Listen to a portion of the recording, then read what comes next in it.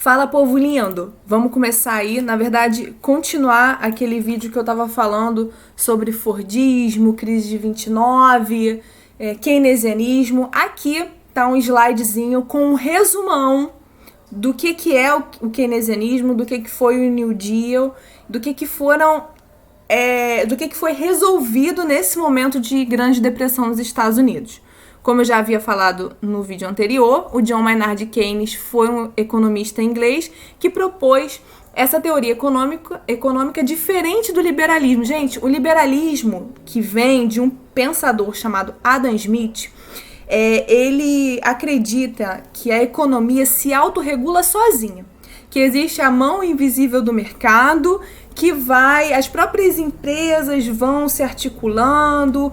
Tem uma crise, uma já vai investindo num dado lugar, outra em outro. Então, há uma regulação econômica natural a partir das empresas no liberalismo, né? E o John Maynard Keynes, ele propôs uma forma diferente de pensar, né? No liberalismo, não há intervenção do Estado na economia, não há a intervenção de um país na economia. O país não se mete, as empresas que se autorregulam, a economia se autorregula. Mas durante um período de crise econômica, a gente vê que o Estado precisa sim intervir na economia e assegurar o mínimo à sua população, para que a sua população não morra de fome, né? Para que existam medidas de controle do desemprego, né? Então, esse cara pensou uma teoria chamada keynesianismo durante o período da crise econômica de superacumulação que rolou a partir da quebra da Bolsa de Valores em 1929, esse período de grande depressão, tá? Essas ideias do keynesianismo, elas foram adotadas pelo presidente na época dos Estados Unidos, o Franklin Roosevelt, em 1930, no início da década de 30, para salvar os Estados Unidos da crise, né? Essas medidas foram conhecidas como New Deal. Aí aqui, no vídeo anterior, eu só dei uma pincelada. Aqui eu coloquei mais especificamente o que foram essas medidas, tá? Quais foram as medidas adotadas pelo Roosevelt, né? Estimuladas aí pelo Keynes? Foram, principalmente, concessão de empréstimos aos fazendeiros arruinados, para que pagassem as suas dívidas e reordenassem a produção. Então, da fazenda vêm os produtos fundamentais da alimentação. Se eu tenho a galera da agricultura quebrada, eu tenho a seguridade alimentar da minha população em risco. Então, a primeira medida foi conceder empréstimos para a galera da agricultura, para que eles continuassem produzindo esses bens que são fundamentais à manutenção alimentar da população, tá? Um controle da produção, visando a manutenção dos preços dos produtos. Então, a parada é a seguinte: Fordismo produziu em série, criou estoque, fez produto tudo igual e a galera não tinha condição de comprar na medida que as fábricas estavam produzindo.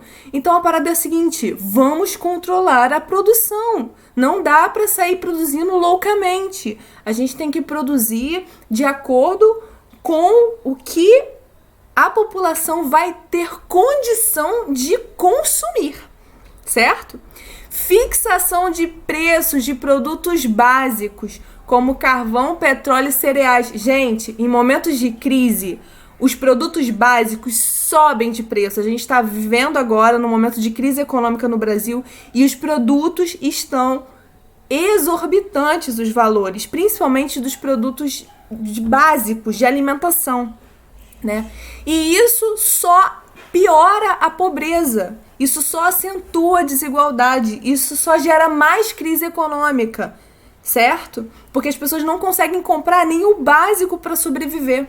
Então, nesse momento de crise lá nos Estados Unidos, foi necessário fixar os preços dos produtos que eram básicos para a sobrevivência, para que a população tivesse condição de comprar esses produtos básicos e reproduzir a sua existência, tá? Além disso, foram realizadas várias obras públicas para a criação de novos empregos, visando aí dar emprego para esses milhões de desempregados. Porque, gente, como eu falei no vídeo passado, bom, se o cara tá sem emprego, como que ele vai reproduzir sua existência? Como que ele vai comer? Como que ele vai comprar? Como que a economia vai girar? Não vai girar. Então, o desemprego é um problema grave em momentos de crise.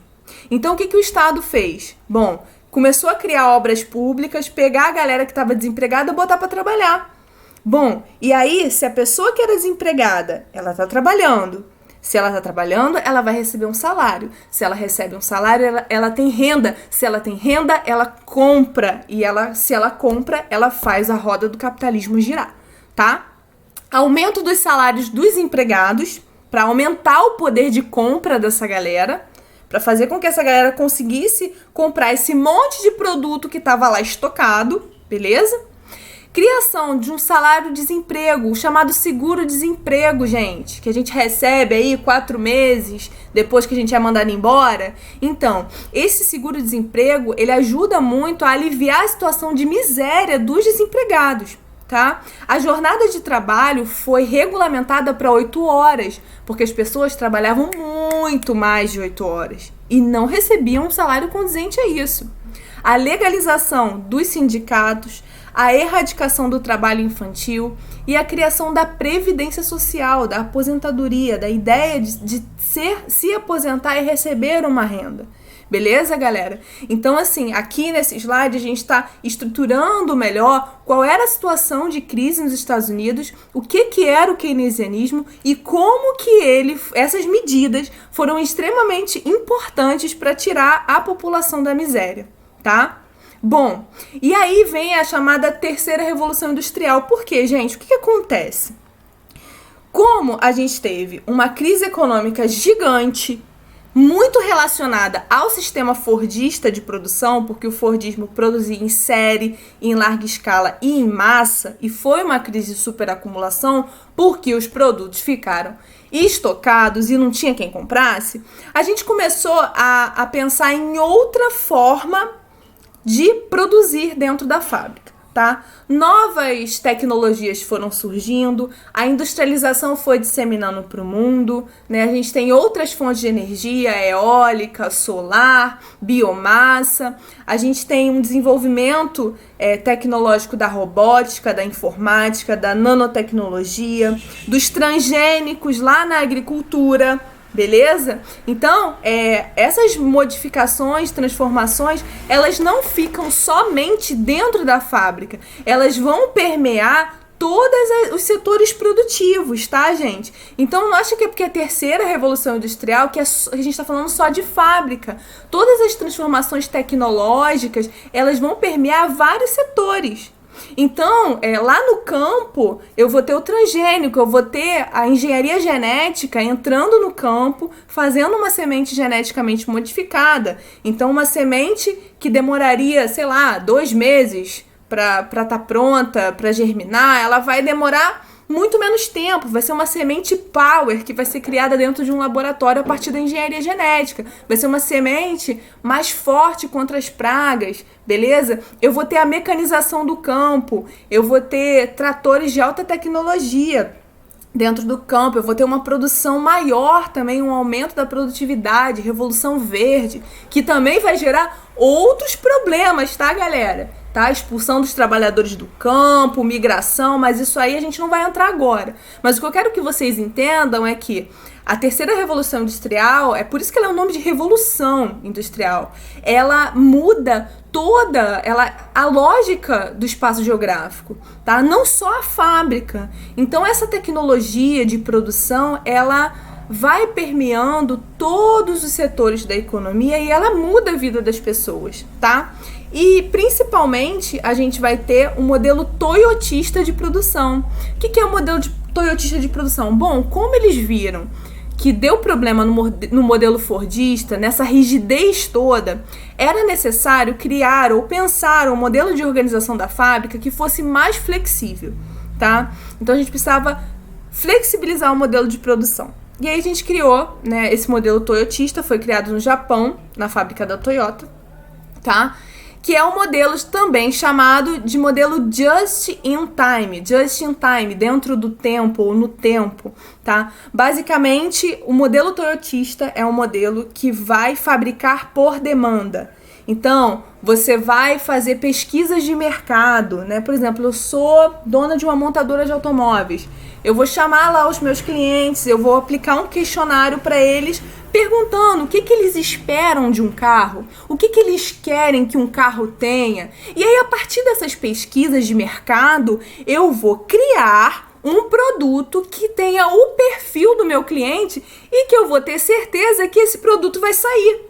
Porque eu estou fazendo um produto que é a cara do meu cliente, certo? E eu não vou sair produzindo loucamente em série, eu vou produzir, não vou fazer estoque, eu vou fazer uma produção menor, tá? Em menos quantidade, para que eu não tenha perdas, para que eu não tenha perda de trabalho, perda de matéria-prima e nem perda de lucro, tá? O trabalhador, nesse momento do toyotismo, ele não é igual aquele trabalhador, lá do fordismo, que o cara é especializado na função que só sabe apertar parafuso, igual o Tempos Modernos do Charlie Chaplin. Se você não assistiu, Cinema Mudo, joga aí no YouTube, Tempos Modernos. Mostra exatamente como é o sistema fordista de produção. No toyotismo, não, meu amigo. O trabalhador tem que ser o Severino, ele tem que ser o quebra-galho. Ele tem que saber fazer de tudo um pouco, tá? Ele tem que ser um trabalhador não só especializado na sua função, mas ele tem que conhecer todo o processo produtivo e ele tem que saber fazer de um tudo, tá? Então, assim, há um investimento maior neste trabalhador, na qualificação deste trabalhador, tá? Então, uma das características mais marcantes da terceira revolução industrial é esse modelo extremamente flexível de produção que é o toyotismo, tá? Nessa etapa do desenvolvimento industrial, o transporte e a comunicação são aspectos fundamentais, tá? O Estado vai adotar um modelo neoliberalista, né? Uma política econômica que vai ter por objetivo reduzir as barreiras e os fluxos globais, tá? Favorecendo as empresas transnacionais, tá? Na terceira revolução industrial, a matéria-prima que ocupa papel de destaque é principalmente a energia nuclear, né? O surgimento e todo o desenvolvimento da engenharia nuclear, tá? A terceira revolução industrial, ela vai surgir na década de 70, principalmente lá no Vale do Silício, nos Estados Unidos, antiga base militar na época da Guerra Fria e que se tornou um grande tecnopolo, tá? Depois eu vou deixar para vocês uma aula só sobre Vale do Silício, onde está a Google, Yahoo, Apple, enfim, todas essas empresas de alta tecnologia estão situadas nos Estados Unidos, nessa região do Vale do Silício, que é um tecnopolo. Um tecnopolo é uma área onde você tem a associação de várias empresas que produzem tecnologia, junto com universidades, centros de pesquisa que trabalham integradas. As universidades e os centros de pesquisa com essas empresas, tá? Então, há uma pesquisa e o desenvolvimento dessas novas tecnologias, tá bom, galera? Bom, e aí a gente tem as fotos de uma fábrica modelo toyotista e do lado um grande problema desse modelo toyotista, né? Que é o desemprego estrutural. O que é o desemprego estrutural? É quando a máquina, ela toma o lugar da força de trabalho. E aí a gente também tem um outro problema, que é o desemprego. Tá bom, galera? Espero que vocês tenham entendido, gostado. Qualquer dúvida, deixa aí nos comentários. Um beijo grandão para todos vocês.